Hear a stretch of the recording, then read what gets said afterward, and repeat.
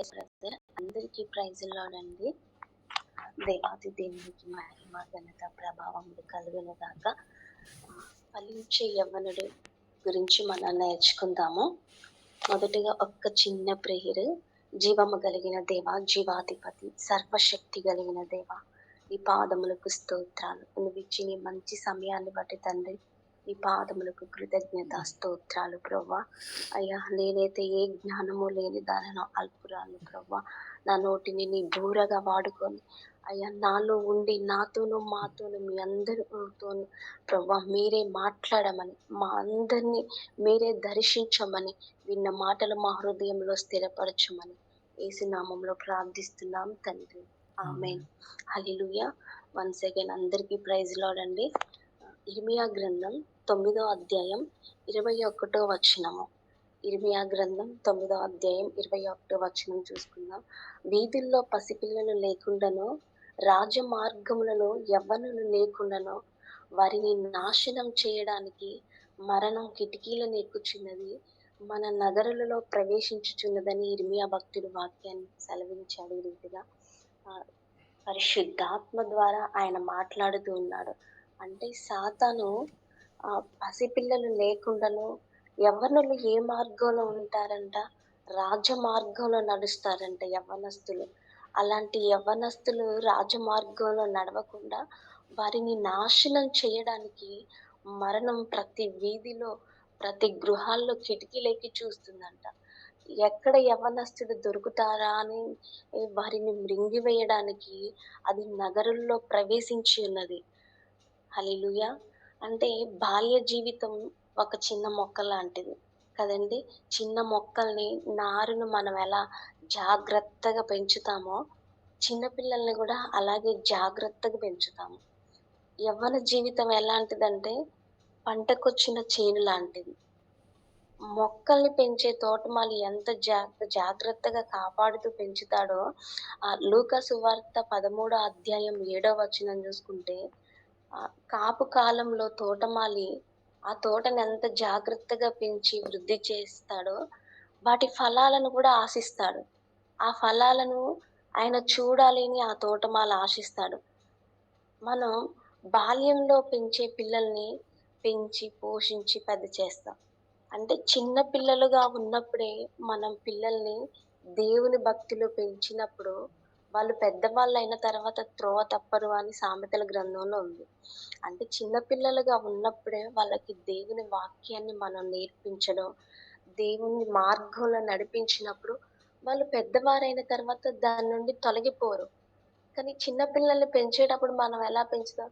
చిన్న పిల్లలు కదా, వాళ్ళకి తెలియదు కదా అని వదిలేస్తాం. దేవుని సన్నిధికి మనతో పాటు తీసుకురాము. కానీ అలా చేయొద్దు. చిన్ననాటి నుండే పిల్లల్ని దేవునిలో పెంచుతూ ఉండాలి.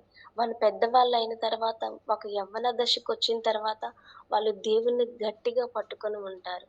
అయితే బాల్యం నుండి మనం పెంచి పోషించి పెద్ద చేస్తామో పిల్లల్ని, యవ్వనానికి వచ్చినప్పుడు టీనేజ్‌లో కూడా వాళ్ళు మనల్ని ఎవరు పెంచి పోషించి పెద్ద చేస్తారో, టీనేజ్‌లో గూడా వారి మీదే మనం డిపెండ్ అవుతాం. వాళ్ళ మీద ఆధారపడి ఉంటాము. అంటే తల్లిదండ్రుల మీదే ఆధారపడతాం. మనం ఒక పండు చెట్టుని పెంచినట్టయితే, ఫర్ ఎగ్జాంపుల్ ఒక మ్యాంగో ట్రీని పెంచుతాం ఇంట్లో. అది పెంచినప్పుడు ఇప్పుడు సమ్మర్, అది ఈ టైంలో ఫ్రూట్స్ ఇస్తది కదా! అలాగే అది మనం చెట్టు పెంచినప్పుడు ఆకులేసి పెద్ద చెట్టుగా, వృక్షంగా మారి పువ్వు వచ్చింది గానీ కాయలు కాయకుండా అలాగే ప్రతి ఇయర్ నడుస్తా ఉంటే మనం ఏమనుకుంటాం, ఈ చెట్టు ప్లేస్‌లో వేరొక చెట్టుని పెంచినా చక్కగా ఫ్రూట్స్ ఇస్తూ ఉండేది. ఇది ప్లేస్ అంతా వేస్ట్ అయిపోతుంది. దీన్ని పెంచడం గూడా వృధా అయిపోతుంది. ఫ్రూట్స్ లేనప్పుడు ఎందుకు ఈ చెట్టు? దీన్ని తీసేసి వేరొక దాన్ని పెడితే బావుండు గదా అన్న ఆలోచన మనకొస్తది. కానీ దేవుడు అలా ఆలోచించడంట.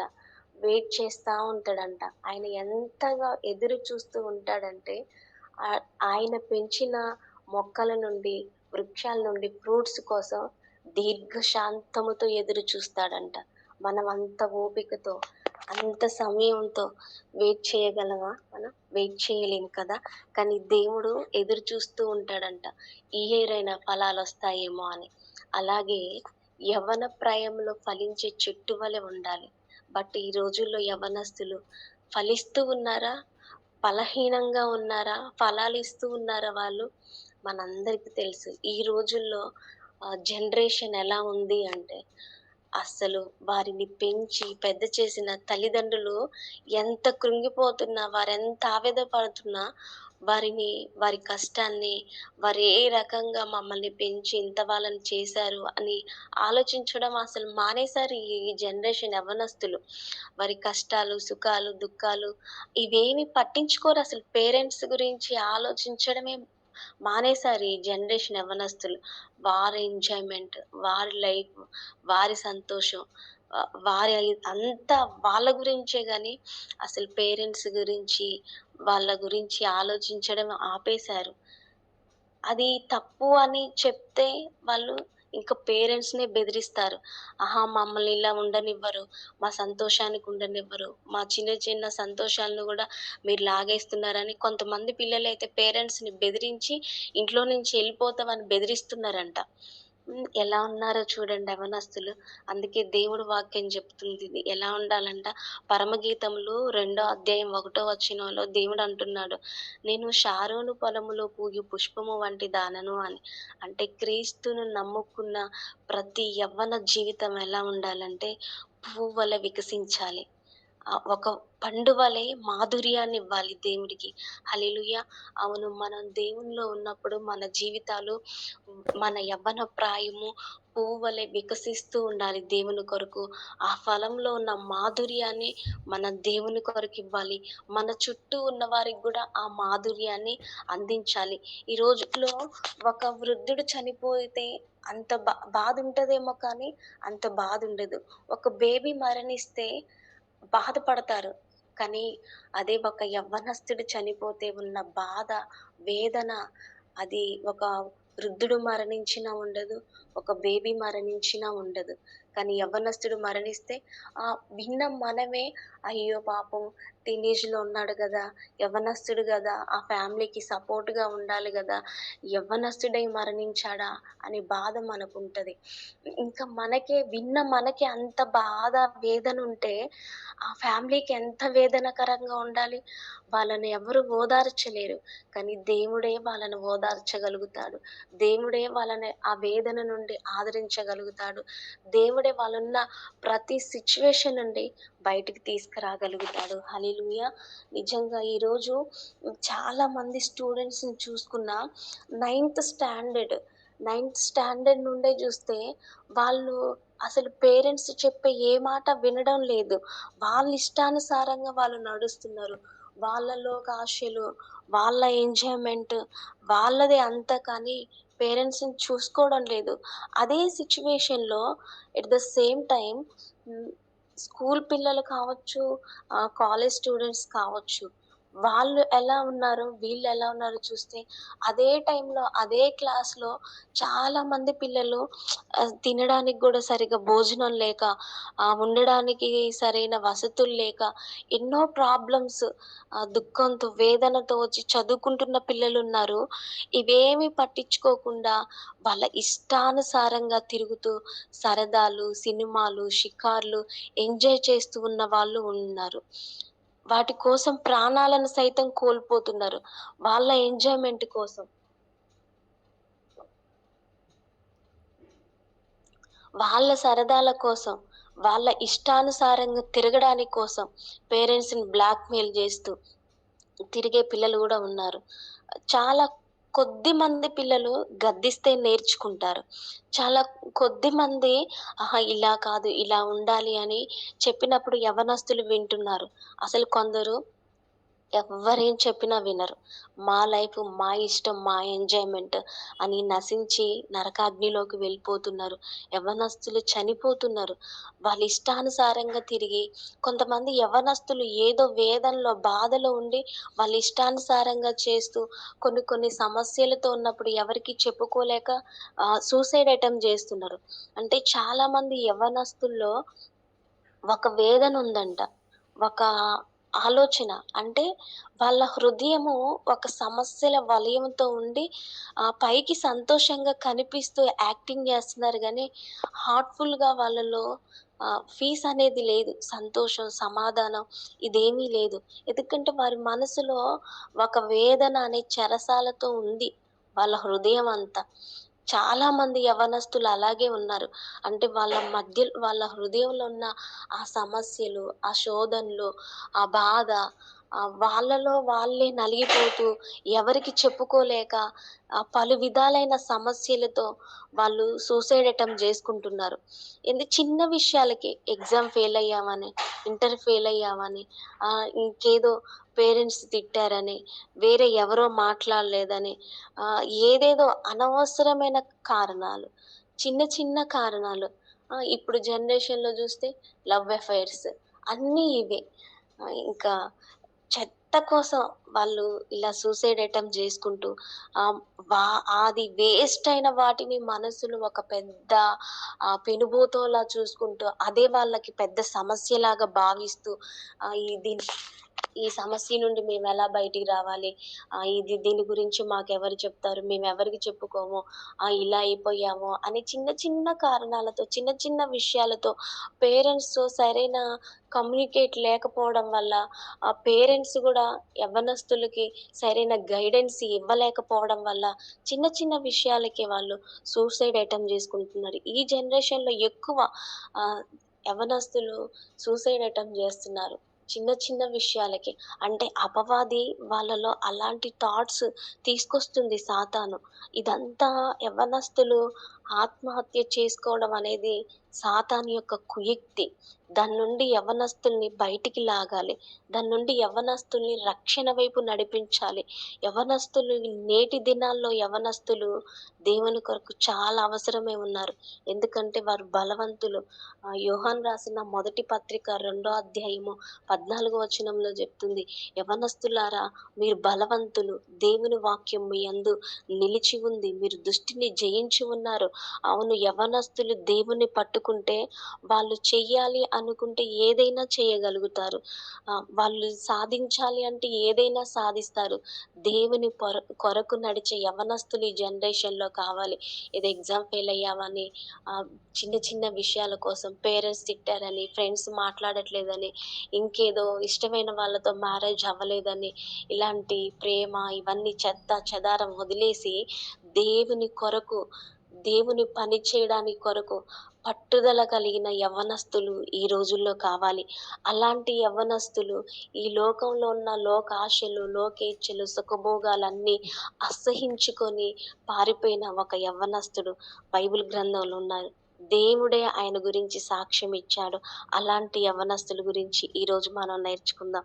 యవ్వనుడైన యోసేపు పరిశుద్ధ గ్రంథంలో యోసేపు యవ్వన కాలంలో యవ్వనస్తులకు ఒక మాదిరికరంగా ఉన్నాడు. ఒక ఆశీర్వాదకరంగా ఉన్నాడు. హల్లెలూయా! యోసేపు అంటే ఫలించే కొమ్మ. ఆదికాండము 39 అధ్యాయం 7, 8 వచనాల్లో చూసినట్లయితే యోసేపు దేవునికి భయపడిన వాడు.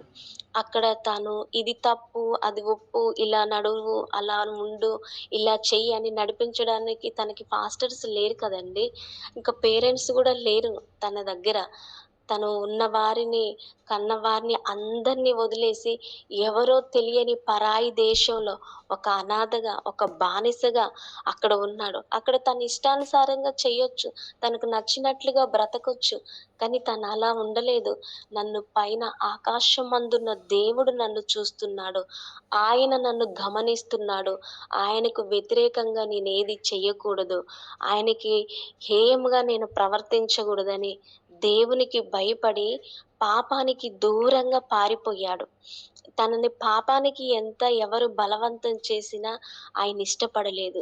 దేవుడు నన్ను చూస్తున్నాడు. ఆయనకి నేనిష్టంగా బ్రతకాలి.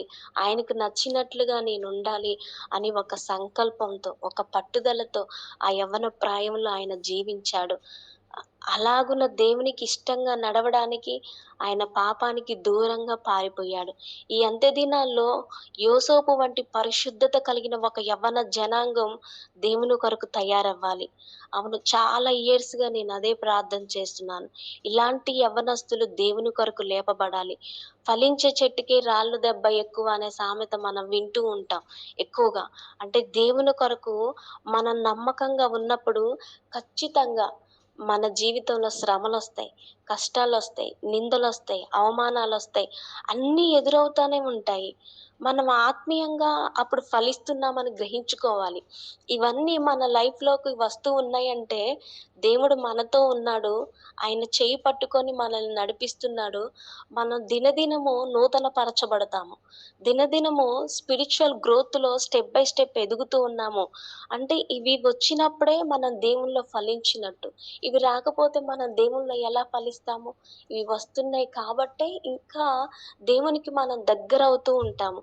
దేవునికి చాలా క్లోజ్‌గా వస్తాం మనం. అంటే చూడండి మత్తయి సువార్త 5 అధ్యాయం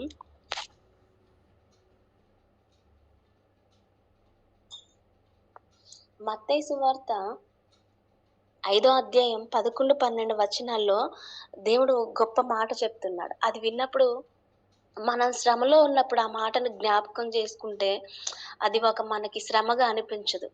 అవును నేను దేవునికి దగ్గరగా వస్తున్నాను అని హ్యాపీగా ఫీల్ అవుతాం మనం. మిమ్మల్ని నిందించి, హింసించి మీ మీద అబద్ధంగా చెడ్డ మాటలెల్లా పలుకునప్పుడు మీరు ధన్యులు. సంతోషించి గంతులు వేయుడి. ఎందుకంటే పరలోకంలో మీ ఫలం అధికమవుతుంది అని జెప్తున్నాడు. హల్లెలూయా! దేవునికి మహిమ కలుగును గాక. ఆమేన్. అవును. మన మీద నిందలొచ్చినప్పుడు, అబద్ధాలుగా చెడ్డ మాటలు చెప్పినప్పుడు, మనకేదైనా ఒక శ్రమ, శోధన ఎదురైనప్పుడు మనం సంతోషించాలి. ఆ శ్రమను బట్టి దేవుణ్ణి స్తుతించేంత స్పిరిచ్యువల్ గ్రోత్‌లోకి మనం రావాలి. ఆ రీతిగా మనం మెల్ట్ అవుతూ ఉండాలి దేవునిలోకి. మనం వీక్ అవుతూ ఉండొద్దు.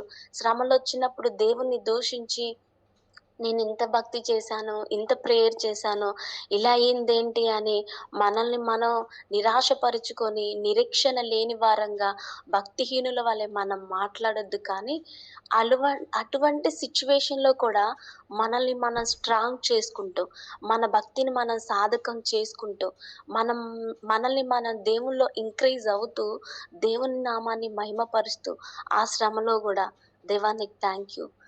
ఇలాంటి శ్రమల గుండా నన్ను నడిపిస్తున్నావు. అంటే నువ్వు నాతో ఉన్నావు. నాలోనే ఉన్నావు. నన్నింకా ఇంక్రీజ్ చేస్తున్నావు.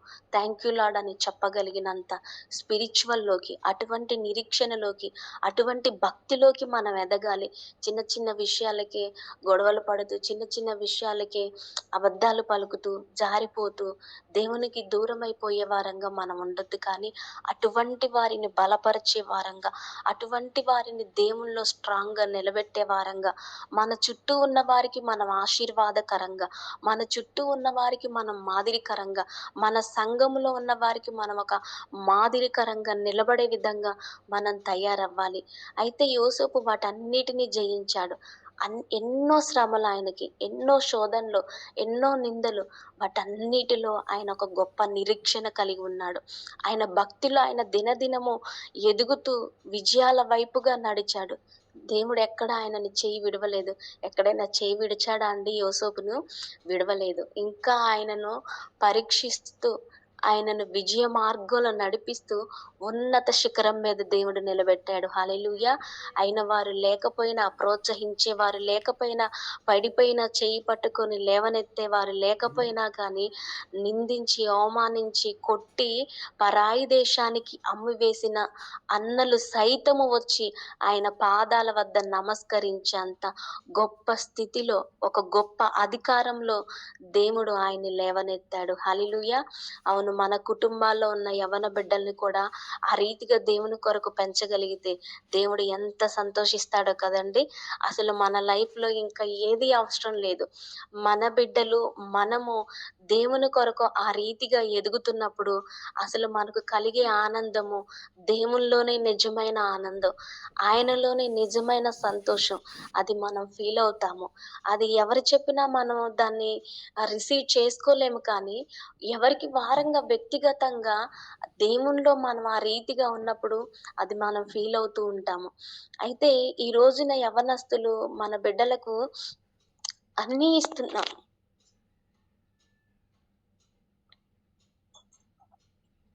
హల్లెలూయా!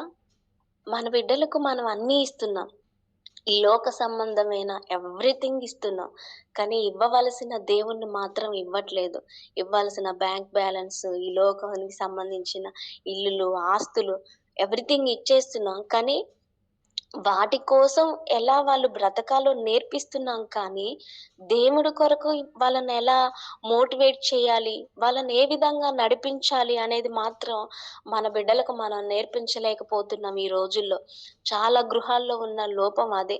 వాళ్ళు యవ్వన ప్రాయానికొచ్చిన తర్వాత అప్పుడు ఏడుస్తున్నాం దేవుని వద్ద కూర్చొని. అయ్యో! నా బిడ్డలు చెడిపోయారు. అయ్యో! నా బిడ్డలు పాపబంధకాల్లో ఉన్నారు. అయ్యో! యవ్వన బిడ్డలు ఫ్యామిలీకి సపోర్ట్‌గా ఉండాలి. కానీ ఇలా డ్రింకర్స్ అయిపోయారు. పాపంలో జీవిస్తున్నారు. అసలు ఇంటికే రావట్లేదు. ఎక్కడుంటున్నారో అని అప్పుడు దేవుని వద్ద ఏడుస్తున్నాం. అప్పుడు అందరికి ఫోన్‌లు చేసి ప్రేయర్ చేయండని ఏడుస్తున్నాం. అదేదో ఫస్ట్ నుంచే ఉంటే ఈరోజు సంతోషంగా ఉంటాం గదా! కానీ అలా ఉండలేము. లోకం ఇంపార్టెంట్. పిల్లలకి లోకాన్ని నేర్పిస్తున్నాం. లోకం వైపు నడిపిస్తున్నాం. మనలాగే వాళ్ళు ఎందుకుండాలి? మనమేదో కష్టపడుతున్నాం. వాళ్ళు కొంచెం సంతోషించనివ్వండి. వాళ్ళే వస్తారులే దేవునిలోకి. దేవుడు వాళ్ళనే పిలుచుకుంటాడు. వాళ్ళని దేవుడు పట్టుకున్నప్పుడు వాళ్ళు ఎలా నడవాలో దేవుడే నేర్పిస్తాడు అని అయి చెప్తున్నాం కానీ, పిల్లల్ని దేవునిలో పెంచాలి. దేవునిలో నడిపించాలి. సండే చర్చిలో ఉండాలి. ప్రేయర్‌లో ఉండాలి. ఫ్యామిలీ ప్రేయర్‌లో ఉండాలి. వాక్యం ప్రతిరోజు బైబిల్ చదవాలి. ఇలాంటివి నేర్పించమసలు. అయి నేర్పిస్తే ఈరోజు పేరెంట్స్‌కి చాలా ఫ్యామిలీలలో ఆల్‌మోస్ట్ 90% గూడా అలాగే ఉన్నారు. వేదనలో, శోధనలో ఈ జనరేషన్ యవ్వనస్తులు ఆల్‌మోస్ట్ చర్చిలో ఉండి గూడా చాటింగ్‌లు, చర్చిలో ఉండి గూడా మెసేజులు. ఇదేంది అని ఎవరైనా గద్దిస్తే, గద్దించిన వాళ్ళ మీదకే ఆ నిందలేస్తున్నారంట యవ్వన బిడ్డలు. అసలెంత దారుణంగా తయారవుతున్నారో గదండీ! ఈ రోజుల్లో యవ్వనస్తులు. కానీ మనం ఏమి ఇవ్వకపోయినా వాళ్ళకి మనం ఏది నేర్పించకపోయినా ఒక దేవుణ్ణి మాత్రం వాళ్ళకి నేర్పించి, దేవుని పాదాల వద్ద వాళ్ళు జీవించడం నేర్పించినప్పుడు, మనమేమి ఇవ్వకపోయినా ఈ లోకమనే సముద్రంలో దేవుని పాదాలు పట్టుకొని అడ్డుగా వచ్చే ప్రతీదీ జయించుకుంటూ వాళ్ళు ముందుకెళ్ళిపోతారు. వాళ్ళు గొప్ప స్థితిలో దేవుణ్ణి కలిగి ఉన్న యోసేపుకు ఎవరూ లేరు. కానీ ఆయన దేశానికి అధికారిగా మారాడు. అవమానించిన వారు, నిందించిన వారు, వెలివేసిన వాళ్ళే యోసేపు పాదాల వద్ద దేవుడు కూర్చోబెట్టారు. మన బిడ్డలకు ఆ స్థితి దేవుడివ్వడా? ఖచ్చితంగా ఇస్తాడు. మన బిడ్డల్ని మనం ఏమి ఇవ్వకపోయినా దేవుని వద్ద పెంచినప్పుడు, దేవునిలో నడిపించినప్పుడు వాళ్ళెక్కడున్నా ఈ లోకం అనే సముద్రాన్ని ఈదుకుంటూ, ఆ శ్రమల్ని, ఆటంకాల్ని, అడ్డుబండల్ని అన్నిటిని జయిస్తూ గొప్ప ఉన్నత స్థితిలోకి, ఉన్నత మార్గంలోకి దేవుడు నడిపిస్తాడు. ఈ అంత్య దినాల్లో దేవుని కొరకు నిలబడే యవ్వన బిడ్డలు కావాలా? సంఘాల్లో పనిచేసే యవ్వన బిడ్డలు కావాలా? ఒక మీటింగ్ ఉందంటే, ఆ మీటింగ్ కొరకు సమర్పించుకొని పనిచేసే యవ్వనస్తులు రావాలి. అటువంటి యవ్వన బిడ్డల్ని పంపించే తల్లిదండ్రులు కావాలి. యవ్వనస్తులు ఖచ్చితంగా దేవుని కొరకు నిలబడినప్పుడు, దేవుడు ఆకాశాన్నంటే గొప్ప స్థితిలో నిలబెడతాడు. ఉన్నత స్థితిలో హెచ్చిస్తాడు. అనేకులకు ఆశీర్వాదకరంగా యవ్వన బిడ్డల్ని ఈ రోజుల్లో ఉంచుతాడు. అనేకులకు మాదిరికరంగా యోసేపు వంటి పరిశుద్ధత కలిగిన ఒక గొప్ప సమూహాన్ని ఆయన కొరకు సమర్పించుకున్నప్పుడు దేవుడు లేవనెత్తుతాడు. అవును, మన దేహానికి దీపము కన్నే కదా! ఆ కన్నును మనం పరిశుద్ధంగా ఉంచుకున్నప్పుడు మన చూపులో, మన మాటలో, మన తలంపుల్లో, మన హృదయ ఆలోచనలో పరిశుద్ధత కొరకైన ప్రయాస కలిగి మనం జీవించినప్పుడు ఈ యవ్వన జీవితంలో దేవుడు అనేకుల్ని మన ద్వారా తయారు చేసే ఒక సాధనంగా, అనేకులకు రక్షణ భాగ్యాన్నిచ్చే ఒక పాత్రగా, అనేకులను ఆయన వైపు త్రిప్పే ఒక మహిమకరమైన పాత్రగా దేవుడు మనల్ని వాడుకుంటాడు.